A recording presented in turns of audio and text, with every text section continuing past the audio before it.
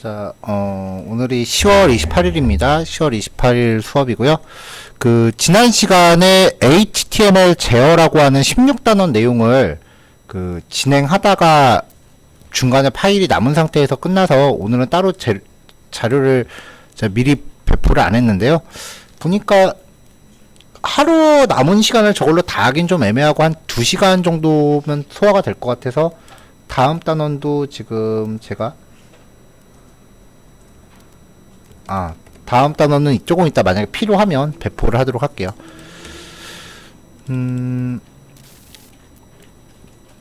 예제들이 내용이 그렇게 길진 않은데 좀 짧고 굵어요. 우리가 오늘 1교시는 지금 컴퓨터가 좀 말썽이어서 시간이 좀 들어간 것도 있으니까 일단 요번 교시는 예제를 하나만 할게요. 자, 첫 번째 예제는 뭐 크게 그렇게 대단한 기능이 있는 건 아닙니다. 자, 버튼을 누르면 요 자바스크립트와 그 옆에 있는 숫자 값이 여기 밑에 화면에 출력이 될 건데요. 자, 이름은 자바스크립트 나이 20. 네, 이렇게 출력되는 내용이 바뀔 건데,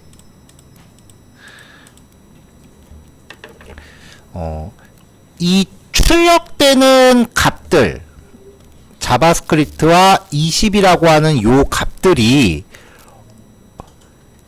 각각의 버튼 안에 숨겨져 있다라는 게 이 예제의 포인트예요. 자, 아무 태그나 붙잡고요. 데이터 뭐뭐뭐로 시작하는 속성을 내가 임의로 만들 수 있습니다. 뒤에 데이터하고 빼기 기호까지만 들어있다라고 하면은 뒤에 오는 내용은 뭐라고 하건 간에 내가 맘대로 정하는 거예요.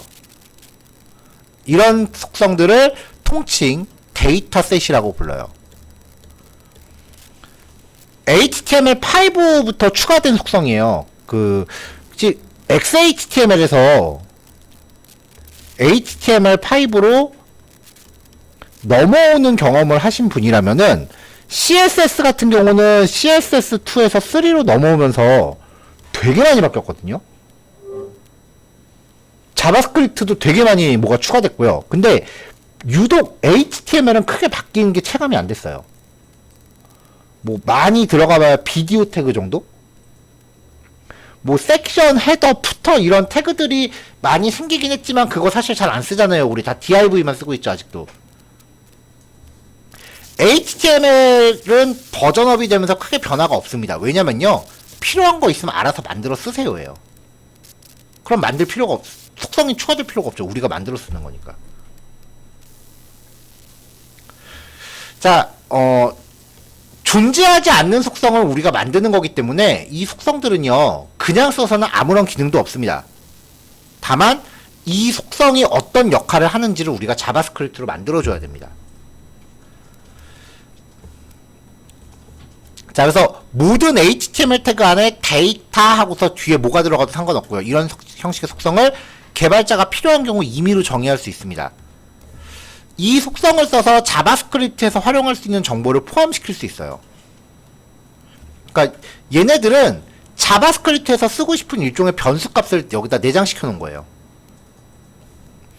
자, 이 속성들은 자바스크립트로 가져온 HTML 요소 객체의 데이터셋이라는 프로퍼티 하위에 포함이 됩니다.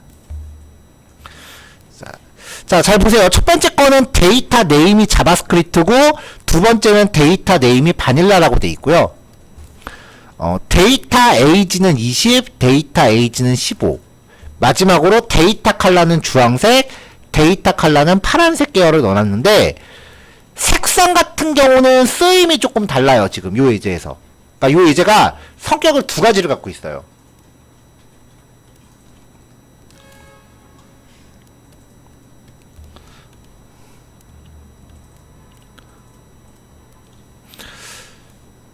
자, 버튼들이 눌러졌을 때 뭔가 동작을 할 거니까 일단 클릭 이벤트를 구현을 할 겁니다. 그러면은 각각의 버튼에 접근할 수 있는 선택자, 지금 클래스가 있죠. 자, 클래스가 있으니까, 그리고 똑같은 게 두 개가 있으니까요. .mybtn으로 접근을 하되 쿼리 셀렉터인데 두 개를 제어해야 되니까 쿼리 셀렉터 all입니다.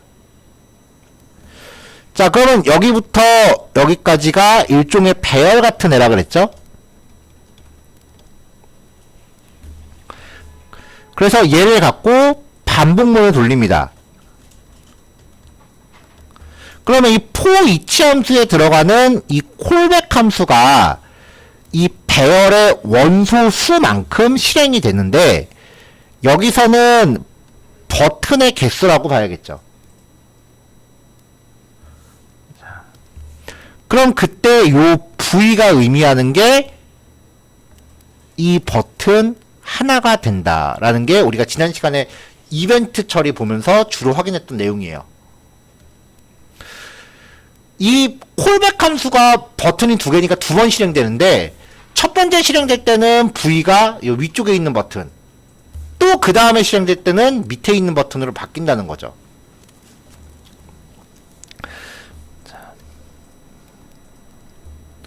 자, 그럼 이제 지금 표시하고 있는 요 영역이요. 요 영역이 반복문 안에 있으니까 총 두 번 실행됩니다. 이때 V는 요 버튼들이 되겠죠. 각각. 자, 각각의 버튼에 클릭 이벤트를 연결합니다. 그러니까 요 코드가 한 번만 실행하는 게 아니라 한 번, 두 번 실행되는 거니까 요 루틴은 얘를 눌러도 동작하고 얘를 눌러도 동작하는 거예요. 자, 그럼 그때 이 둘 중에 뭘 눌렀는지는 구별을 해줘야 되니까 그걸 구별할 수 있는 값이 요 파라미터 2 받아서 2.current target, 이게 사용자가 클릭한 버튼 자체를 의미합니다.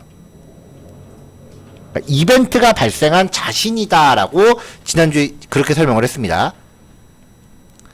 그러니까 2.current target이라고 하는 이 값이 둘 중에 뭔지 모르겠지만 일단 사용자가 누른 거예요. 얘일 수도 있고 얘일 수도 있겠죠, 당연히. 자, 걔한테서 데이터셋, 데이터셋이라 그러면 데이터가 붙어있는 속성들이라고 보시면 돼요. 그 중에 helloworld는 안녕하세요를 넣었어요. 지금 넣고 있는 거죠. 요 버튼들 중에 보면은 어떤 버튼도 helloworld라는 속성값은 없잖아요. 근데 이거는 대입을 한 거니까 여기에 만들어서 넣으란 얘기예요. 자, 그 다음에 dataset.name, dataset.name, dataset.age, dataset.age. 여기에 저장되어 있는 요 값들을, 자, 화면 한번 지울게요. 요 값과 요 값을 이 변수에다 저장하라는 얘기예요. HTML에 들어있는 이 값들을 끌고 오라는 거죠. 그럼 그 내용을 우리가 어디에 출력을 하건 뭐 기타 등등 다른 용도로 쓸 수가 있습니다. 자, 2.current target dataset.test, 이거는 지금 여기 없거든요. 데이터셋의 테스트라는 속성은요. 그럼 얘는 undefined를 출력할 거예요. 존재하지 않으면 undefined겠죠. dataset.test라는 거는 속성 이름이 데이터 빼기 테스트라는 건데 그런 속성이 없으니까 그 값을 출력하지 못하고 undefined로 나올 겁니다. 자, 그럼 여기서 이제 우리가 또 확인해야 되는 게 helloworld가 어떻게 동작하느냐요.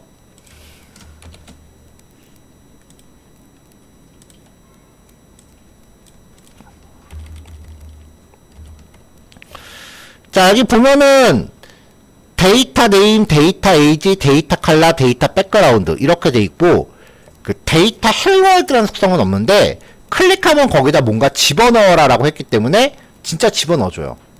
데이터 helloworld. 그러니까 변수 값을 HTML 태그 아무데다가나 임시로 이렇게 숨겨놓을 수 있는 기능이에요.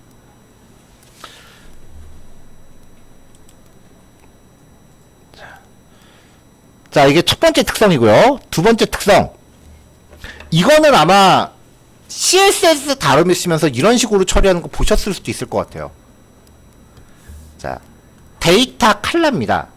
그러면 요거를 스타일, 그 CSS 선택자로 표현하면 별, 데이터, 칼라 이렇게 표기하면요. 앞에 태그가 뭔지 모르겠지만 그리고 값도 중요하지 않아요. 데이터 칼라라는 속성을 갖는 모든 태그가 되죠.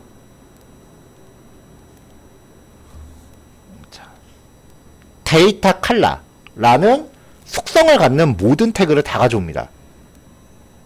한 개일 수도 있고 100개일 수도 있어요.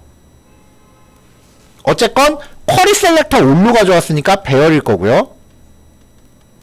반복 돌립니다. 그러면 데이터셋.칼라라고 하면은 요 값을 뽑아오는 거잖아요. 이걸 뽑아와서 V한테 V가 갖고 있는 그 값을 뽑아서 V에 스타일.칼라로 강제로 넣어줘요. 그러면 자바스크립트에 의해서 요 버튼의 글자 색깔이 강제로 이 색깔로 바뀌는 거죠. 그러면은 속성 갖다가 CSS 강제 적용이 돼요. 자, 밑에 것도 마찬가지로요. 데이터 백그라운드라는 속성을 갖고 있는 모든 태그에 대해서 반복 돌면서 그 값을 뽑아옵니다. 뽑아와서 그거를 진짜 자신의 백그라운드 칼라 속성으로 넣어줍니다.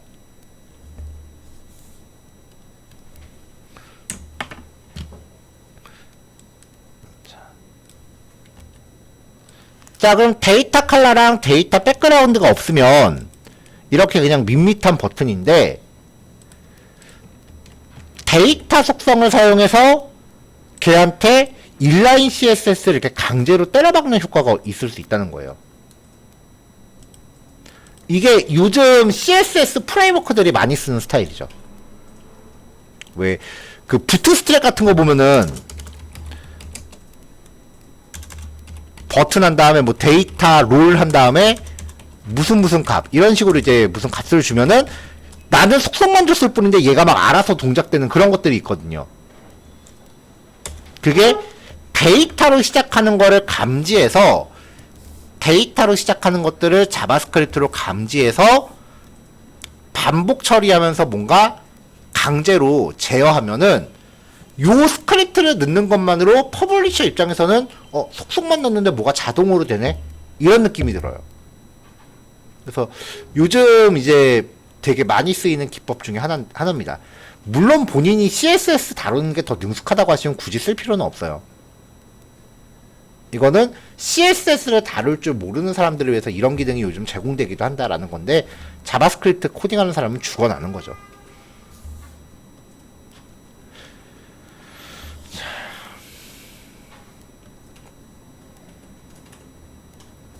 그래서 얘네들은 값을 되게 숨겨낼 수 있다라는 특성 때문에 되게 유용하게 잘 쓰입니다.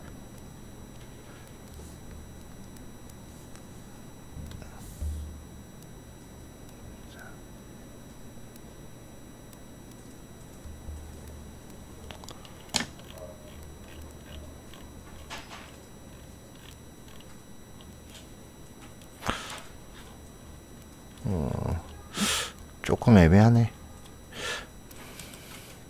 자, 7시 반입니다. 요거 첫 번째 이제 하시고 조금 쉬었다가 보통 제가 이쯤 되면 8시 10분에 시작합니다 그러는데 오늘은 일단 1교시 예제 하나만 보고 8시에 시작할게요. 다음 교시에 이제 2개를 하는 게 나을 것 같아요. 자, 그럼 이따 8시에 뵙겠습니다.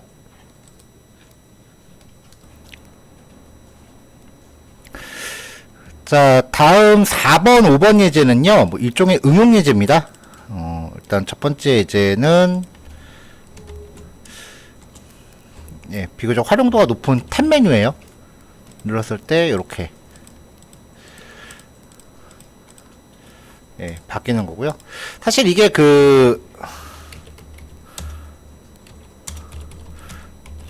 W3C 스쿨이라고 하는 사이트가 있는데 이 사이트 뒤지면은 여기 어딘가에 있는 예제예요. 근데 스크립트를 너무 못 짰더라고요. 그렇게 길게 들어갈 일이 없는데 자바스크립트를 너무 길게 넣어서 그냥 HTML만 차용하고 스크립트는 제가 다시 짠 거예요.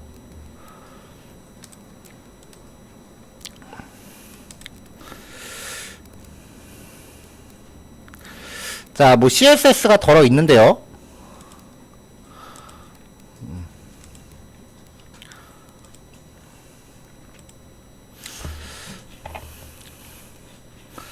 자, 일단은 탭 컨테이너라고 해서 탭 영역을 다 잡아놨어요. 이 탭 컨테이너가 이 전체 영역을 다 의미하는 거고요. 그 안에 버튼 그룹이라고 되어 있는 영역이 요 버튼 영역. 자, 그리고 탭 페이지라고 되어 있는 부분은 안에 내용이 들어가는 영역인데, 이 내용이 들어가는 영역은 버튼 개수만큼 여러 개가 있겠죠.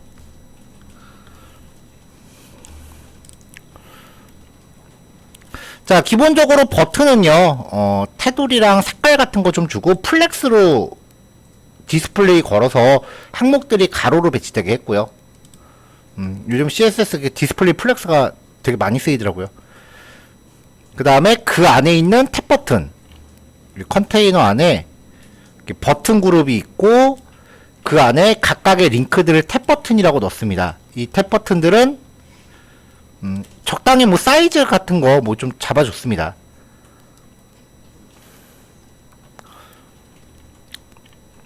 그리고 마우스가 올라갔을 때 배경 색깔 좀 처리해줬고요. 마우스가 올라갔을 때 배경 색깔 좀 처리해줬고, 그 다음에 버튼 중에 액티브라는 클래스를 갖고 있는 애가 있으면 배경 색깔을 조금 더 다르게 줬어요. 그래서 여기 보시면은 이 첫 번째 항목이 액티브라는 클래스를 갖고 있는데, 만약에 여기를 클릭하면 이 액티브라는 클래스를 일로 옮길 거예요. 이 액티브 클래스의 역할이 현재 위치하고 있는 페이지를 강조하는 기능이거든요. 이렇게 돼 있는 거.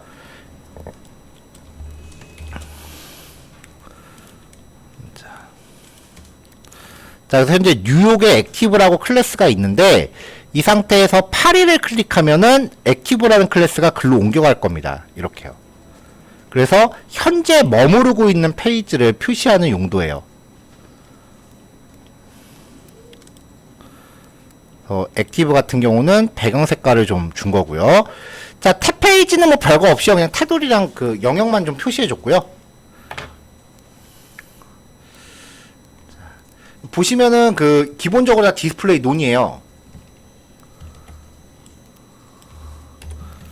자, 탭 페이지가 버튼 개수만큼 이렇게 4개가 있는 게 기본인데, 여기서 전부 다 디스플레이 논을 걸면 화면에 안 보일 거 아니에요. 그래 놓고 탭 페이지 중에도 액티브라는 클래스가 들어가는 거. 그러면은 전체가 이제 화면상에서 숨은 상태였는데, 액티브라는 클래스를 갖는 애만 디스플레이를 블록으로 바꿔주니까 얘만 화면에 표시가 되겠죠. 동작 원리는요, 항목을 클릭하면은 일단 요 링크 4개를 반복되면서 액티브라는 클래스를 다 없애요. 왜냐면 바로 직전에 어디에 있는지를 알 수가 없으니까 그냥 반복되면서 액티브라는 클래스를 다 없애버려요. 전부 다. 그리고 나서 클릭한 대상 하나한테만 액티브 클래스를 또 넣어줘요. 그리고 탭 페이지라는 클래스를 갖고 있는 애들을 싹 가져와서 반복 돌면서, 여기도 이제 마찬가지로 몇 번째 항목에 액티브가 있는지 직전 상태를 알 수 없으니까 액티브라는 클래스를 그냥 다 이건 없건 다 지워줘요. 그 다음에 클릭된 항목의 이 href 속성을 빼면 얘를 쿼리 셀렉터 함수한테 파라미터로 요 값을 던져주면 여기에 샵 파리스가 되잖아요. 그러면 요 코드가 의미하는 거는 얘가 되겠죠. 그러니까 링크를 클릭했을 때 href에 들어있는 값을 내가 제어하고 싶은 대상의 선택자로 삼는 거예요. 그래서 걔한테만 또 액티브를 넣어줘요. 그러면 얘가 화면에 표시가 되겠죠.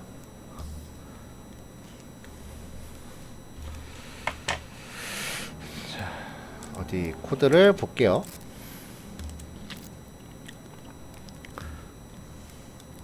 자, 탭버튼이라는 클래스를 갖는 항목에 대해서 싹 다 가져와서 for each 반복을 돕니다.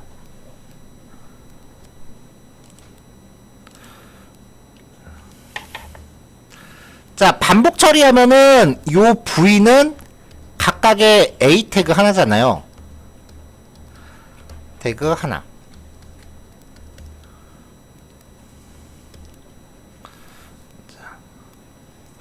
자, 이 v에다가 클릭 이벤트를 겁니다. 근데 지금 얘가 종류가 a 태그죠. a 태그에 클릭 이벤트를 걸면은 요 이벤트가 동작한 후에 href가 동작을 해버린다고 말씀드렸어요. 그게 그 페이지를 강제로 이동시키는 거니까 사실 여기서는 지금 여긴 코드가 빠져 있는데 여기선 첫 줄에 2.prevent default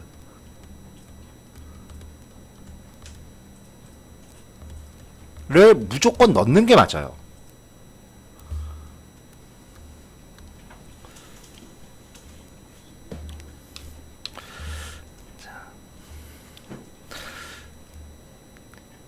여기서는 근데 그게 없어도 별로 차이가 없는 것처럼 보이거든요. 왜냐면 지금 이 예제가 내용이 이거밖에 없어서 그래요. 제가 요거를 잠깐 일단 탭 버튼을 아래쪽으로 옮겨 볼게요. 아래쪽으로 옮기고 그럼 버튼이 이제 어차피 동작하는 건 마찬가지잖아요.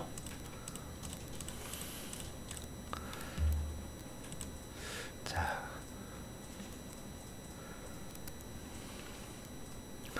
그 다음에 탭 페이지의 높이를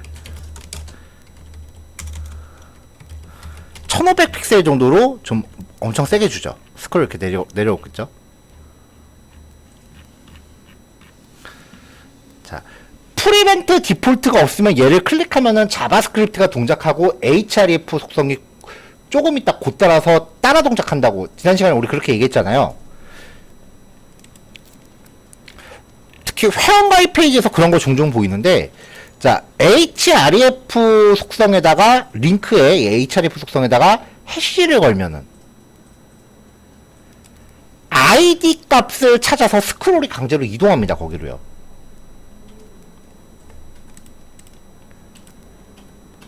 그러니까 지금 여기서 누르면요, 어차피 바뀐 내용이 여기 위에 있으니까 지금 의도치 않게 오히려 저 지금 에러 상황을 만든다는 게 더 자연스러워져 버리는 꼴이 되긴 했는데, 이게 누르면 여기 버튼의 상태가 바뀌면서 스크롤을 위로 튀어버려요. 이렇게요. 이게 회원가입 페이지 같은 거에 종종 나와요. 가입 버튼 눌렀는데 하나는 가입은 안 하고 스크롤이 위로 튀어버리는 경우. 이벤트를 잘못 걸어서 그래요. 페이지가 위로 튀어서 계속 움직여야 되는. 네. 근데 지금 예제는 스크롤 할 만한 영역 자체가 없잖아요. 그러니까 프리벤트 디폴트가 없어도 별로 그렇게 티가 안 나는 거예요. 이미 스크롤은 위로 계속 반동해서 올라가고 있는 거예요.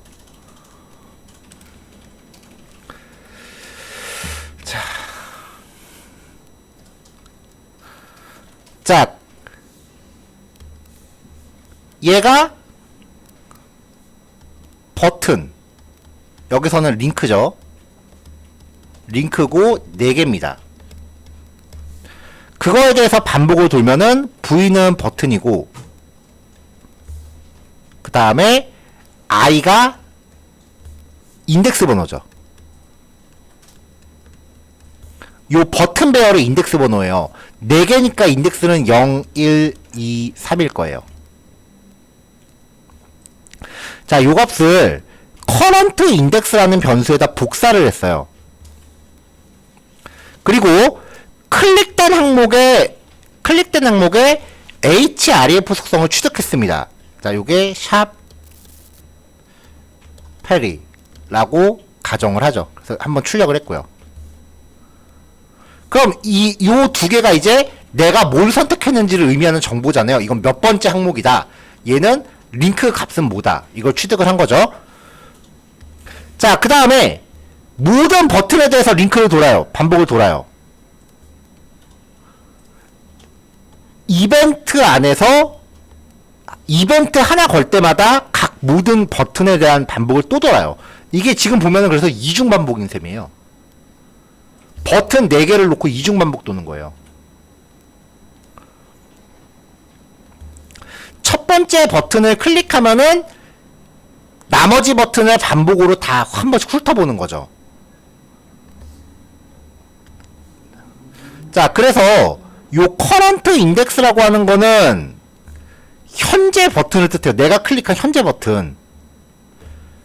그러니까 4개 중에 뭔가 클릭을 해요. 그러면은 이 커런트 인덱스에 2라는 값이 들어가겠죠. 0, 1, 2, 3이니까요. 그리고 얘를 클릭했을 때 이 반복문을 통해서 4개를 또 다 훑어요. 그러면서 커런트 인덱스와 요 4개를 훑는 과정에서도 I1이라 그러면 0, 1, 2, 3, 4잖아요. 0, 1, 2, 3. 내가 클릭한 거를 의미하는 커런트 인덱스 값과 요 4개를 훑는 게 I1이니까 이거랑 비교하고 이거랑 비교하고 이거랑 비교하고 이거랑 비교하면은 언젠가는 내가 클릭한 것과 똑같은 항목을 찾겠죠. 그래서 내가 클릭한 거랑 똑같은 항목이면은 액티브 클래스를 넣어주고 나머지는 액티브를 빼버리는 거예요. 얘를 클릭하면은 요 버튼을 4개를 다 훑으면서 2라는 값을 취득을 했으니까 얘는 아니네 액티브 빼, 얘도 액티브 빼, 얘는 내가 클릭한 거랑 인덱스가 똑같네 액티브 넣어, 얘는 액티브 빼, 이렇게 되는 거죠.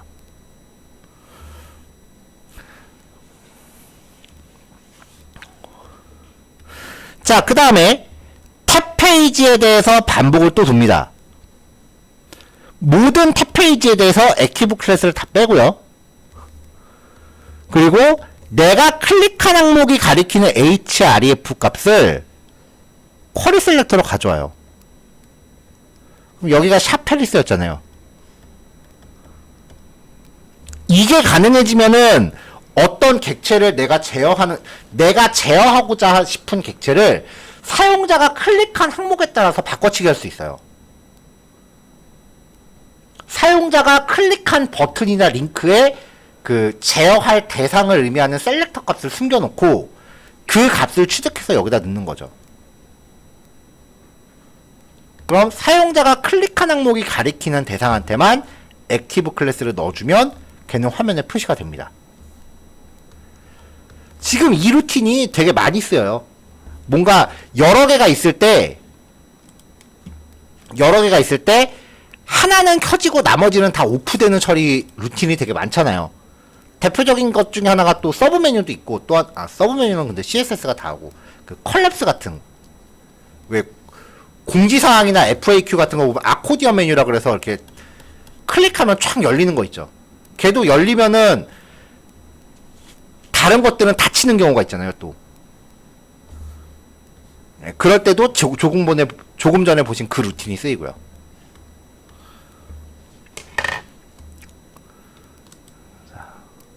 그래서 반복문에 대해서 좀 깊게 생각을 해보시면 되고요. 네, 요거는 사실 별건 아닌데요. 그 이미지 3장이 반복해서 돕니다. 배너를 신 거예요. 클릭하면은 넘어가는 사이트가 바뀌어요. 네. 클릭할 때마다 넘어가는 사이트 주소도 같이 바뀌는 거예요.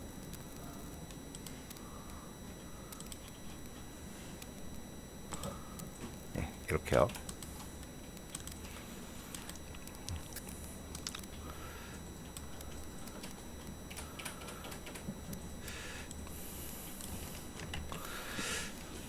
자, 요 예제는 그렇게 어렵진 않은데요.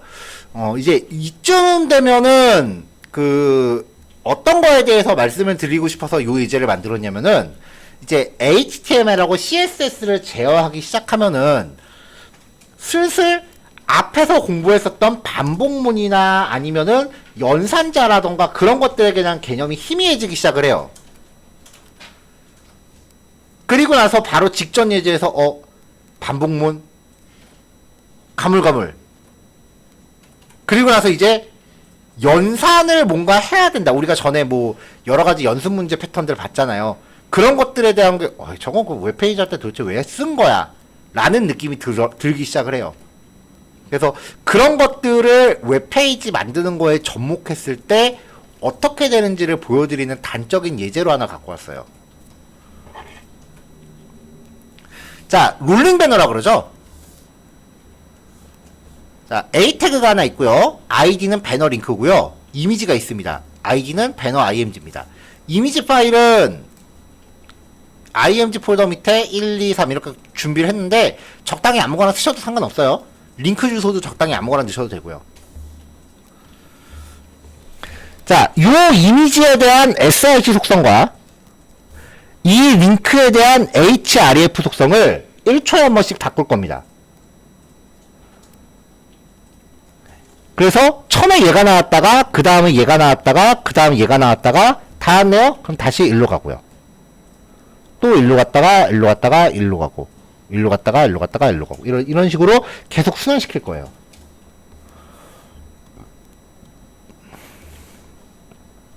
set interval이라고 하는 내장 함수는 콜백 함수를 두 번째 파라미터에 정해진 시간에 한 번씩 반복 실행을 합니다. 그러니까 지금 여기가 지금 1초에 한 번씩 반복 실행되는 거죠. 시간은 조절하시면 돼요.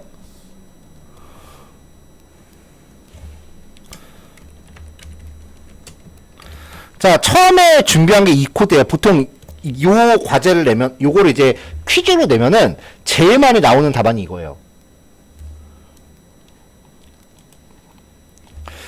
자, 맨 처음에는 이제 0번째 항목을 출력을 할 거다. 0번째 항목에 링크를 걸 거다 라고 해서 지금 출력되고 있는 항목의 주소와 이미지 경로를 의미하는 인덱스 값을 변수에다 넣어요. 그리고 쿼리 셀렉터가 돌아가면 자, 배너 img 예죠? 거기에 src 속성을 이 img 리스트에서 커런트 인덱스 번째 걸로 바꿔줘요. 지금 커런트 인덱스 처음에 0이었잖아요. 그럼 얘네들을 갖다가 src에 넣어주는 거죠. href도 똑같이 하고요. 그리고 커런트 인덱스 1 증가시키면 이제 1이 됐죠. 자, 커런트 인덱스가 img list.length 3개씩 있으니까 3이죠. 3보다 크면은 0으로 돌려라는데 지금은 1이니까 패스. 자, 그럼 요 코드는 1초 있다 다시 실행될 겁니다. 1초가 지났어요. 그럼 이거는 img 리스트의 1번째 거. 그럼 얘네가 세팅되겠죠. 그리고 커런트 인덱스를 1 증가시켜요. 그럼 이제 2가 됐어요. 아직까지 3보다 작아요. if면 패스. 1초 있다 또 실행해요. 자, 이제 두 번째 위치를 출력하라고 했으니까 얘네가 출력이 되겠죠. 두 번째 항목들이. 그리고 나서 1 증가하니까 3. 여기서 플러스 1을 해주는 이유는 이걸 출력하면은 그 다음에 옆에 걸로 출력해줘야 되잖아요. 그러니까 인덱스, 출력하는 위치에 대한 인덱스가 이렇게 1씩 증가한다고요. 그리고 if문이 있는 이유는 자, 여기가 인덱스 2죠. 전체 길이가 3이고. 근데 이 값이 1씩 증가해서 여기서 3이 되면은 세 번째 항목은 없잖아요, 지금. 그러면 0번째로 돌아가야 되니까 현재 위치를 의미하는 인덱스가 1씩 증가해서 길이보다 같거나 커지면, 그러니까 3이 되면은 0으로 다시 돌아가라 라는 걸 코드에 넣은 거예요. 그럼 순환을 합니다. 거의 다 처음에 이렇게 짜오세요.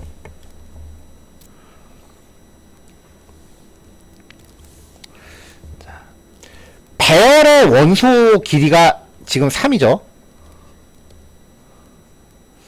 자, 어떤 수 x를 3으로 나눈 나머지를 취하면요,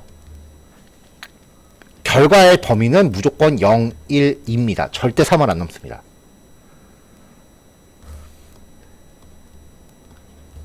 A와 B를 나눈 나머지를 취하면 결과의 범위는 무조건 0에서 B-1 사이입니다. 무조건 얘를 안 넘어요. 나머지가 B보다 같아지거나 커지면 그때는 나눠 떨어지거나 아니 값이 초과되는 거니까 나머지는 절대 이 값을 안 넘어요.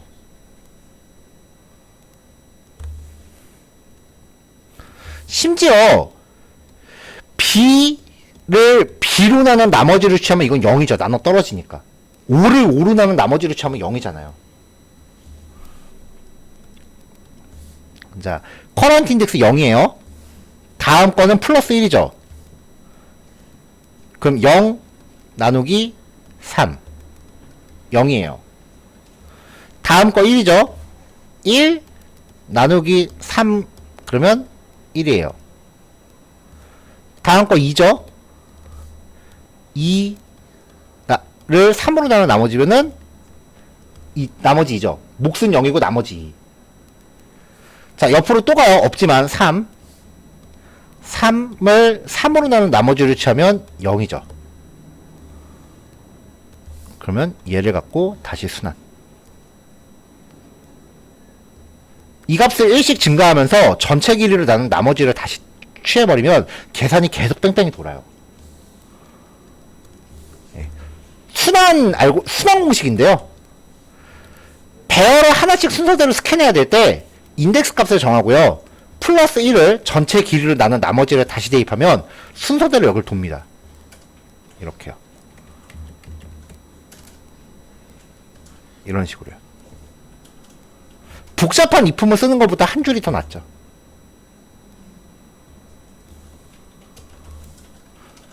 이런 것들이 종종 나와요. 이제 잊어먹을 만한 하면 나와요.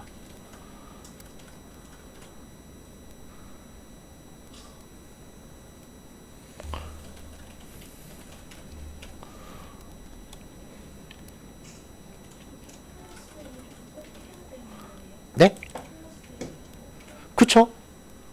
플러스 1을 안 하면, 자, 지금 하려는 게 처음에 이거를 출력하고 그 다음에 옆에 걸로 옮겨가려는 거거든요?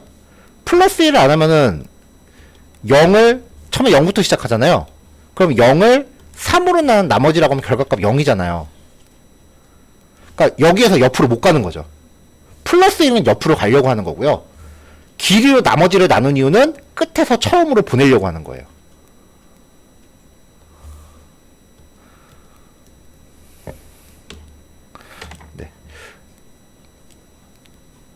일종의 공식 같은 거예요. 그러니까 굳이 이해 안 하셔도 돼요. 저는 아직도 고등학교 때 배운 근해 공식 이해 못 해요.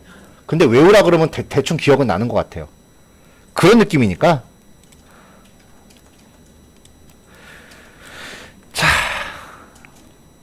자, 요거 두 개 완성하시고 9시 10분에 뵐게요. 그 사이에 단톡방에다가 그 자료를 좀 올리겠습니다.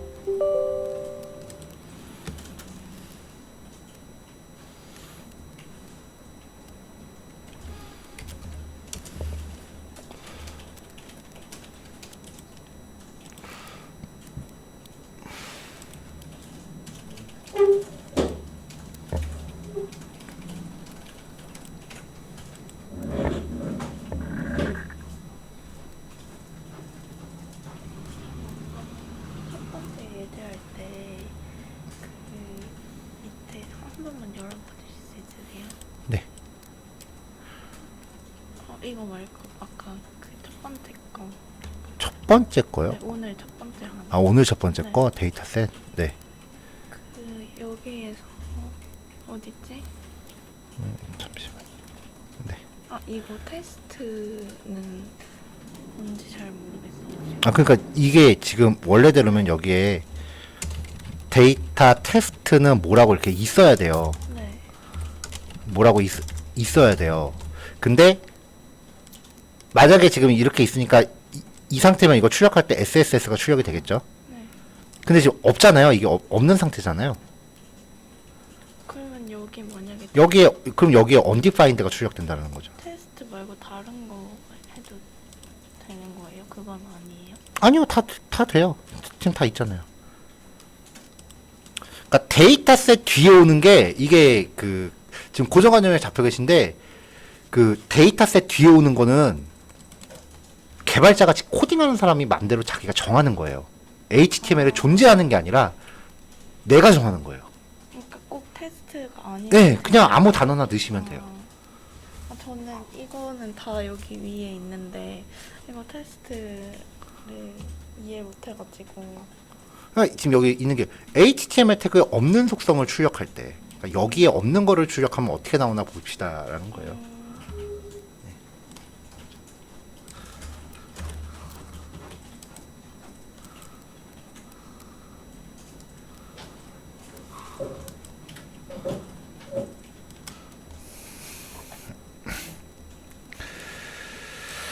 자, 요번 단어는 원래 두 단어로 쪼개져 있던 걸 한 단어로 합친 건데요. 일단은 요소를 탐색한다는 주제 하고요. 그 다음에 생성한다는 주제, 요 두 가지인데요. 일단 탐색부터 볼게요.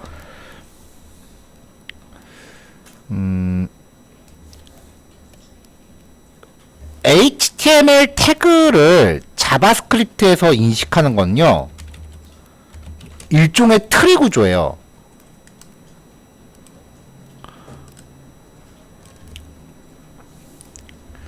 자, 예를 들어서 HTML 태그가 있으면은 이 안에 헤드랑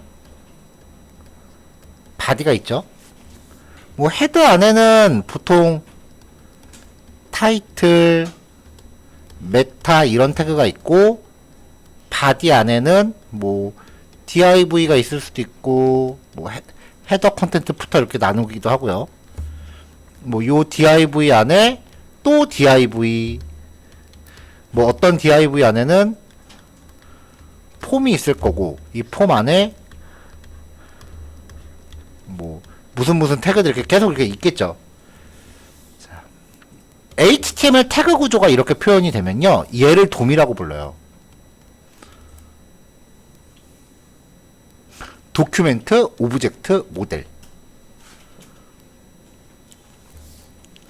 자, 요소의 우리가 여태까지 어떤 객체를 가져오는 거는 특정 태그 하나를 콕 집어서 갖고 오는 거예요. 쿼리 셀렉터나 get element by id나 뭐 이런 기능들은 어떤 대상을 지정해서 그거 하나만 가져오는 건데, 탐색이라고 하는 건요, 어떤 대상을 지정했을 때 걔를 기준으로 이 태그의 구조를 타고 다니는 거예요. 부모한테 가거나 부모가 갖고 있는 자식들을 취하거나 그 자식들 중에 어떤 걸 가져오거나. 이게 제일 많이 쓰이는 게 보통 드롭다운 메뉴 같은 거, 풀다운 메뉴 같은 거 만들 때요.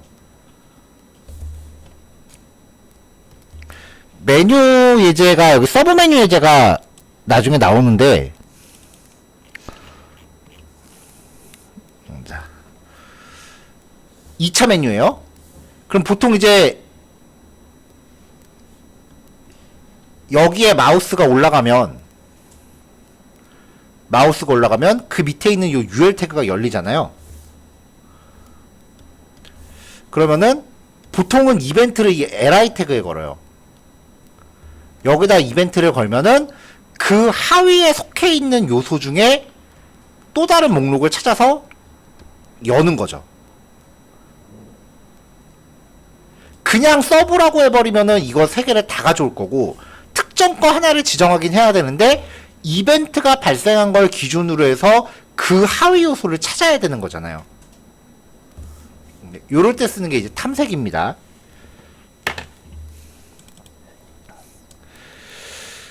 자, 예제는요,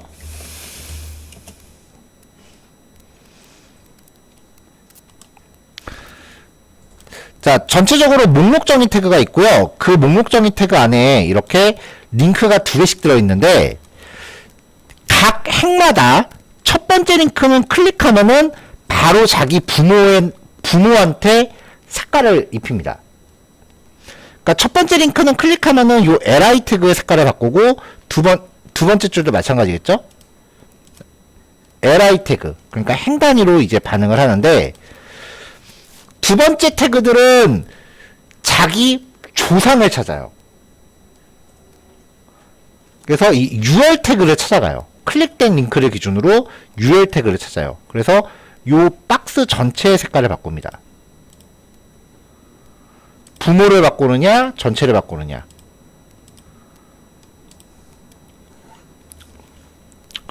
자, 첫 번째는 부모 찾기예요.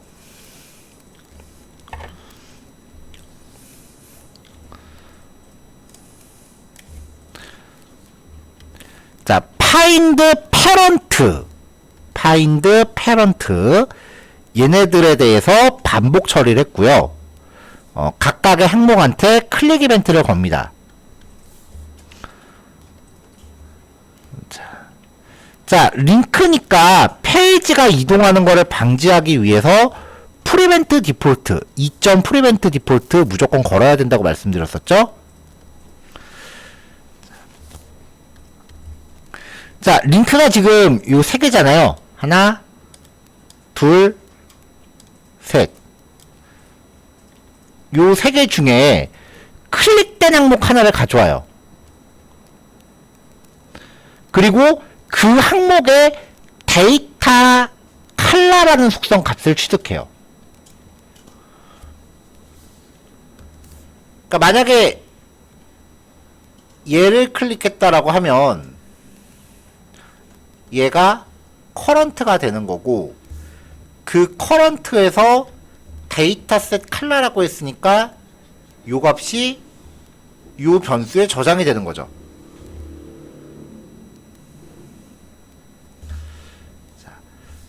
커런트가 클릭된 자기 자신입니다. 현재 커런트.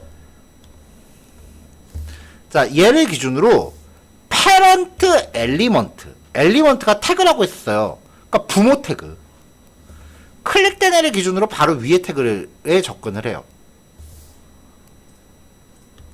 그러니까 요 li 태그 자체가 parent가 되는 거죠. 자, 얘가 맞는지 보려고 로그에다 parent를 출력을 해봤어요.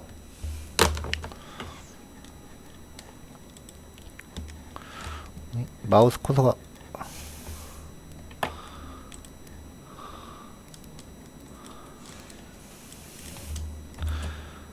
자, 개발자 도구 열고 새로 고침한 다음에, 자, 요 세 개 중에 클릭하면은 부모 li 태그를 찾아서 출력하는 거죠. 그러니까 부모를 찾아왔어요. 그럼 거기 있는 딸려 있는 것까지 다 가져옵니다. 자, 그 부모의 스타일 속성 중에 배경 색깔을 아까 취득한 값으로 바꿉니다. 그러니까 parent 엘리먼트, 요 예제 중요 주제는 요거예요. 어떤 HTML 객체를 취득한 다음에 뭐 쿼리 셀렉터로 가져오건 get element by id로 가져오건 current 타깃으로 가져오건, 우리가 HTML 태그 하나를 가져오는 방법은 여태까지 많았잖아요. 그 모든 방법을 총동원해서 취득한 거에서 parent element라고 하면 바로 그 위에 부모 태그다.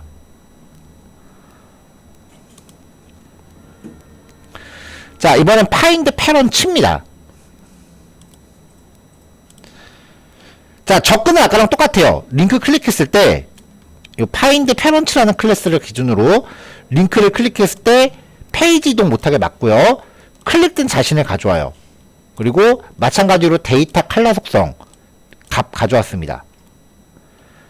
자, 이거는 부모가 아니라 조상이죠.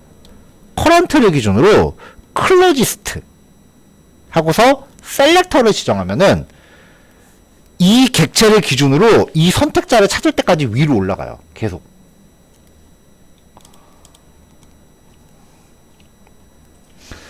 자, 자, 그러면은 얘를 클릭했을 때 리스트 그룹이라는 선택자를 찾기 위해서 위로 올라가요. 그 선택자가 없네요. 그러면 여기에서 위로 올라가면은 UL로 가는 거죠. 일로 가는 거 아니에요? UL로 가는 거죠. 그랬더니 얘를 찾네요. 그러면 얘를 반환하는 거죠. 통째로.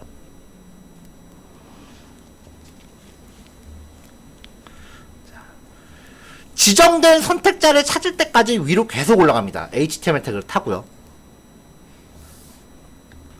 그래서 가장 일찍 만나는 조상 요소를 반환해요. 네. 자, 그래서 여기 UL 태그가 들어오는지 출력을 해봤어요. 자, 클릭하면은 UL 태그 통째로 가져오죠. 걔한테 배경 색깔, 스타일 시트 배경 색깔을 아까 취득한 파란색 값으로 넣어줘라 라고 해서 들어간 거죠. 자, 상위 요소 탐색하는 거는 덧글 UI 만들거나 아니면은 목록 그 메뉴 같은 거 그런 거 구현할 때 진짜 많이 쓰여요. 덧글 같은 거 구현할 때 어떤 식으로 쓰냐면은 보통 덧글 목록이 이렇게 있잖아요. 그러면은 여기 뭐 작성자, 작성 일시, 덧글 내용 뭐 이렇게 있고 구석탱이에 보면은 삭제 버튼이 있을 거예요. 근데 이 삭제 버튼이 HTML 태그가 복잡하면 뭐 여기 많이 이것저것 태그로 감싸겠죠. 자, 얘를 눌렀을 때 이 삭제 버튼을 눌렀을 때 조상을 찾아가요. 요 한 줄을 구성하는 태그를 찾을 때까지 조상을 찾아가요. 그래서 걔를 통째로 없애버리는 거예요. 그러니까 어떤 범위 안에서 뭔가 이벤트가 발생을 했는데 걔가 속해 있는 그 영역 전체에 뭔가 효과를 줘야 된다라고 하면은 조상을 찾아가요. 패런트나. 그러니까 덧글 삭제 같은 거에선 무조건 써야 되는 기능이고요.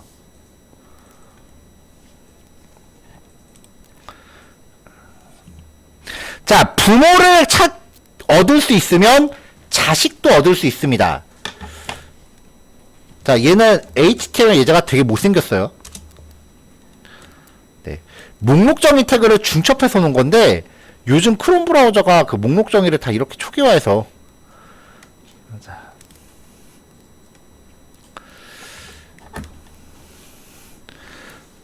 자, 첫 번째 버튼을 누르면요. 첫 번째 버튼을 누르면 이 UL 태그의 자식들 하나, 둘, 셋, 네 개를 취해서 효과를 줬습니다. 여기서는 단순히 그 배경 색깔을 바꿨어요. 이렇게요. 이게 개발자 도구 열어보면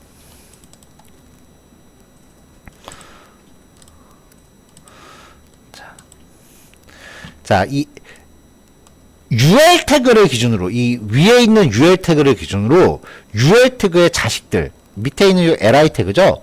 얘네들한테 배경 색깔을 다 일일이 하나하나 바꿔준 거예요. 이 li 태그 단위로 배경 색깔을 하나하나 바꾼 거예요. 자, 그 다음에 두 번째 버튼 누르면은 이 to라는 아이디를 갖는 거 안에 있는 UL 태그의 자식들 얘네들의 글자 굵기를 바꿨습니다. 특정 항목을 기준으로 해서 자식들이에요. 자, 여기서 주의하실 게 부모는 부모 하나예요. 조상이건 부모건 상위 HTML 태그는 딱 하나예요. 대상이. 근데 HTML 태그 하나가 있으면 그 안에 하위 태그를 그냥 막 집어넣을 수 있잖아요. 그래서 자식은 항상 자식들이에요. 설령 어떤 태그 안에 뭐 P라고 하는 태그가 있는데 그 안에 스판 태그가 하나밖에 없어도 얘는 들이에요. 그러니까 무조건 배열처럼 접근하셔야 돼요. 자, btn1을 눌렀을 때 자식들을 취득하는 기능이 옛날 거랑 최신 게 있는데 옛날 거는 차일드 노즈예요. 이거 엄청 비추해요. 쓰기가 되게 힘들어요. 최신 기능은 children이에요. 자식, 노드, 트리 구조, 그리고 자식들. 요 두 가지를 먼저 콘솔.log로 로고로 출력을 했어요. 비교를 해볼게요.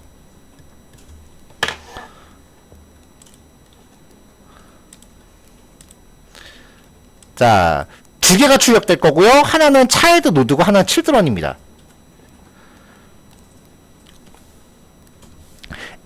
노드 리스트라고 하는 객체고요. HTML 컬렉션이라고 하는 객체인데, 그러니까 보면은 여기 괄호 보시면 다 배어라고 비슷한 애예요. 그러니까 배어라고 뭐 딱히 구별하실 건 없고요. 근데 원소 개수가 얘는 9개고 얘는 4개예요. 확연히 다르죠?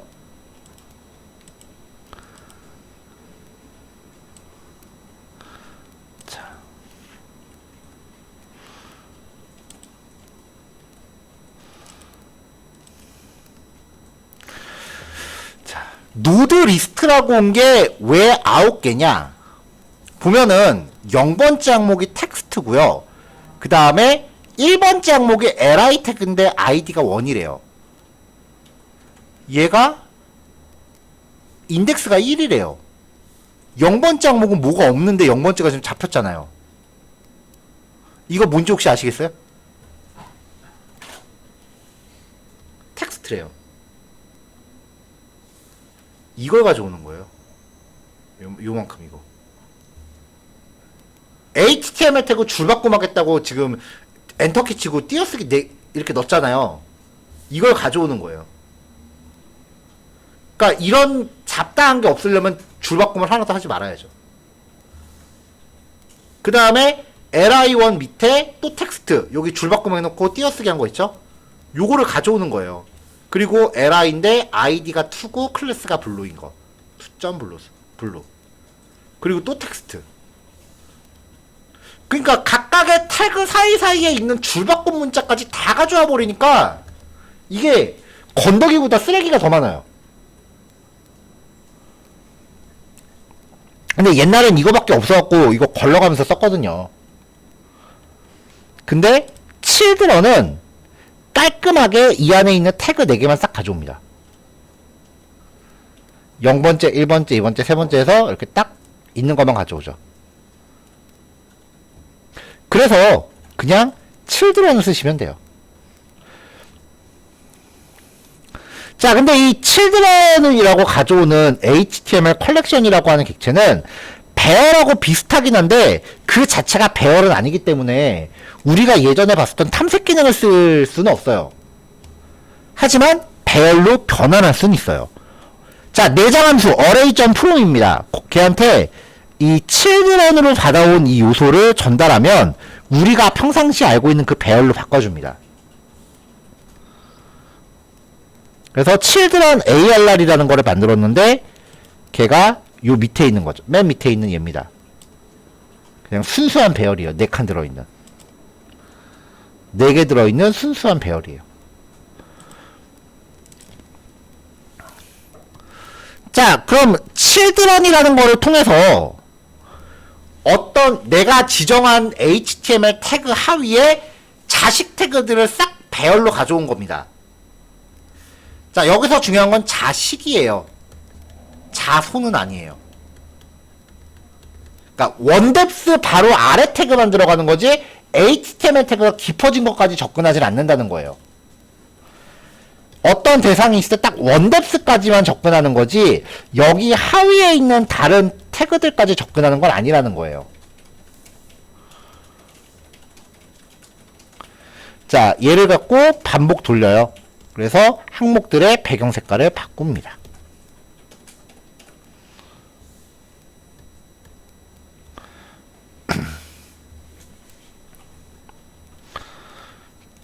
자, 첫 번째 버튼 눌렀을 때는 예제 설명을 좀 내용 설명이 좀 들어가 있는 코드라서 코드가 좀 많이 길었고요. 자, btn2를 클릭했을 때, 얘를 클릭했을 때, 자, document.query selector 샵2 밑에 ul, 샵2 밑에 ul, 얘죠? 그거의 children. 그럼 요거 4개네요? 자, 여기까지가 요거 4개죠? 그걸 array.from으로 묶어버리면 그냥 한 번에 배열로 가져오죠. 이제 반복 돌리면 돼요. 코드가 축약되는 형태에 좀 익숙하셔야 돼요. 제가 주석을 되게 많이 달 때는 똑같은 내용인데도 일부러 그 단락 코드 하나하나 설명을 드느라 코드를 잘게 쪼개요. 근데 실제로 저도 이렇게 안 짜요. 이렇게 줄여서 짜지. 자, 지금 여기 보시면은 children을 가져와서 변수에 담고 얘를 array.from에다 넣었잖아요. 그러면 이거 중간 과정 생략하면 이게 그냥 이 자리에 들어가도 문제 없다고요. 그렇게 짠 거예요. 그래서 걔를 가지고 반복 돌린 거죠. 그리고 이미 앞에서 내용 다 확인했으니까 일일이 로그 출력해서 확인할 필요 없죠. 그래서 출력문들 다 빠진 거고. 그 주석 평상시에 이렇게 자세하게 잘 안 되잖아요, 우리. 그래서 주석도 빠진 거고요. 나중에 가면 이것도 이렇게 바뀌어요. 더 줄여볼까요?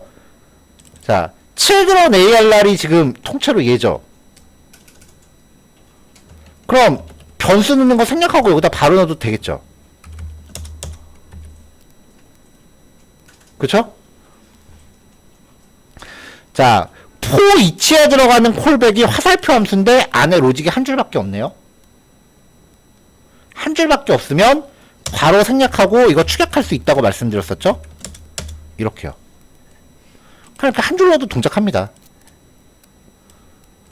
똑같은 얘기거든요. 네, 똑같이 글자 커지죠. 근데 여기서 또 한 번 축약이 가능해요. 자, 클릭 여기. 클릭 이벤트에 대한 콜백 안에 내용을 줄이다 보니까 여기도 한 줄로 압축이 됐어요. 그러면 얘도 요 괄호 빼버릴 수 있죠. 이렇게요.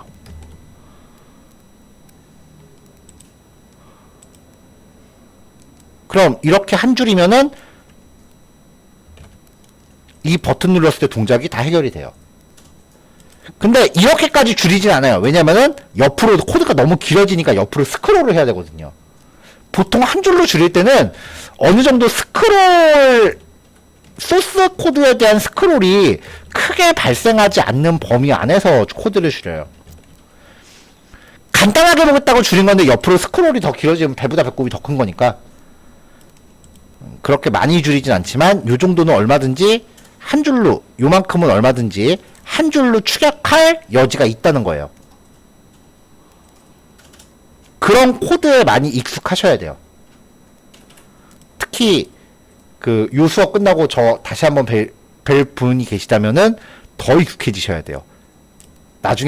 나중에는 이런 축약형 코드가 CSS에도 들어가요. 리액트에선.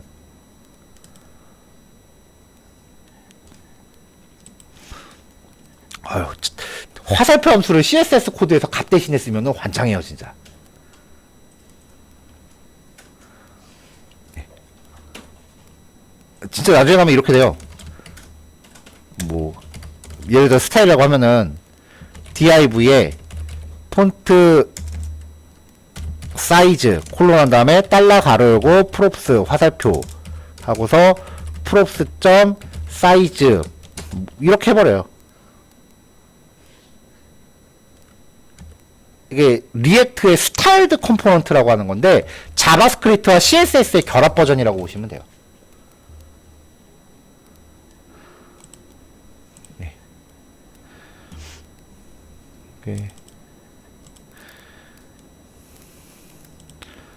이게 리액트 스타일시트 인데 네. 이런 식으로 처음에 33% 값을 줬는데 얘가 콜백 함수 스타일로 바뀌고 이걸 화살표 함수로 줄이면 이렇게 한 줄로 된다. 뭐 요딴 코드가 있어요. 네, 이런 식으로. 아유, CSS에서 곱하기 더하기 빼기 곱하기 나누기도 해요. 아, 근데 그 혹시 SCSS라고 들어보셨나요? 그 CSS 다음 버전이라고 하는 게 맞을까요?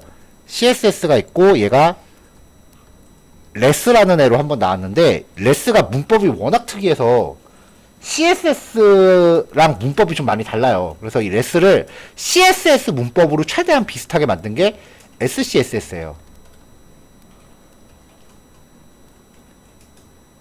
기본은 되게 간단해요. 혹시 그 스타일 시트 다루시는 분들 SCSS까지 하시면 제가 확실히 그 장담 드릴 수 있는데 신세계가 열려요. 기본은 되게 간단해요.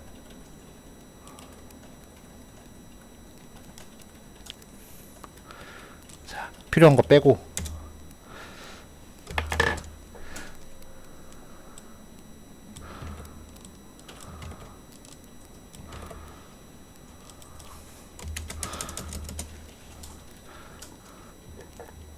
자, 그냥 CSS라고 치면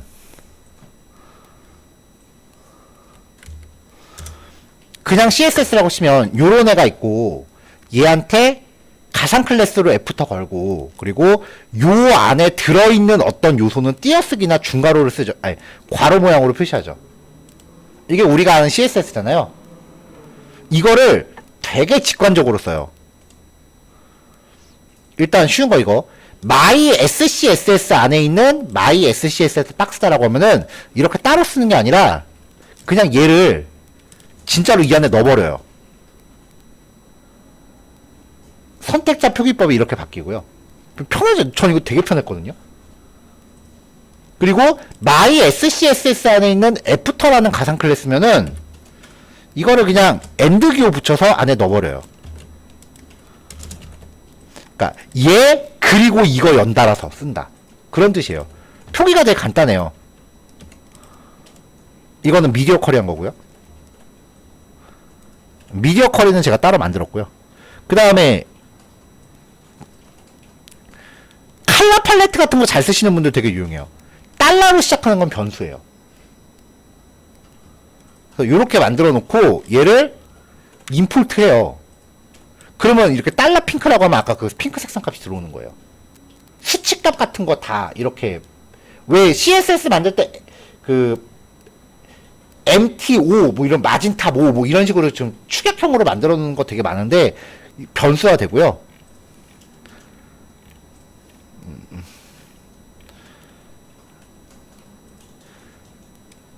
제일 좋은 거는 더하기 빼기 곱하기 나누기가 돼요. 그래서 예를 들어서 위드스가 100%다. 100% 빼기 15픽셀 이런 게 돼요. 계산을 해요. 이것만으로도 CSS에서 완전히 신세계예요, 진짜. 나중에 SCSS 다루실 기회가 있으시면은 꼭 다뤄보시면 좋을 것 같고요. 리액트는 이게 기본 표준입니다. CSS 잘 안 써요. SCSS만 써요. 이 리액트 예제예요, 이거.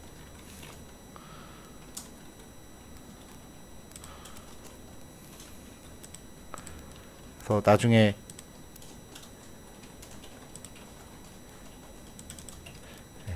자바스크립트 파일에 div 태그인데 플렉스 1이라는 CSS를 갖는 애를 자바스크립트 변수로 때려 박아라. 뭐 이런 식으로 코드가 되게 웃기게 나와요. 재밌어요, 이거 해보면. 자, 여기까지 떠들게요. 오늘 요거까지만 이제 진행을 하고요. 지금 부모, 자식까지 봤어요. 다음 시간에 자손, 그리고 비포 애프터. 이전 거, 다음 거. 그 다음에 몇 가지 활용 예제들. 예, 그렇게 해서 이쪽도 마무리 할게요. 자, 50분에 마치겠습니다.